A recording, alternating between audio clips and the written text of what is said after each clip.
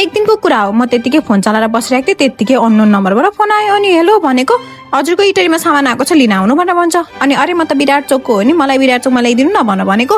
होइन होइन, इटरीसम्म मात्र आउँछ, तपाईँको इटरीमा आउनु, नत्र यो सामान हामीले रिटर्न गरिदिन्छौँ भनेर भन्छ। अनि मैले त केही पनि अर्डर गरेको छुइनँ, अचम्म लाग्यो। अब फेरि इटरी जानुपर्ने, यहाँ होइन, अब आकृतिलाई भनौँ भने आकृति मान्दिनँ भने एकछिन तनामा परे।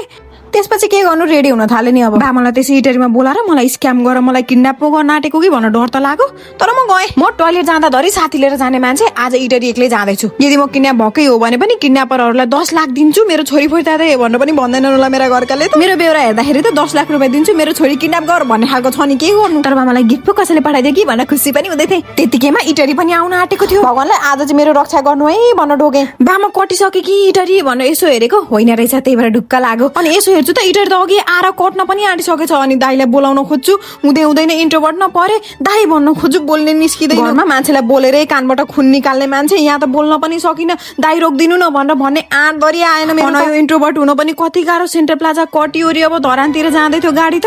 अब मेरो सातो गयो, मलाई घरका मान्छेले मार्ने भयो। अब म कहाँ जानु, अब धरान जानु कि कहाँ जानु, भेडेर जानु कि कहाँ जानु, मलाई त अब मार्ने भयो घरकाले भनेर आतेश भयो। अनि अब चाहिँ बोलाउँछु भनेर दाइ दाइ भन्न खोज्छु, बोली नै निस्किँदैन। ए भगवान, कहाँ पुगेँ नि म, आज मलाई बचाऊ भगवान, आज मलाई बचाऊ भन्दै भने।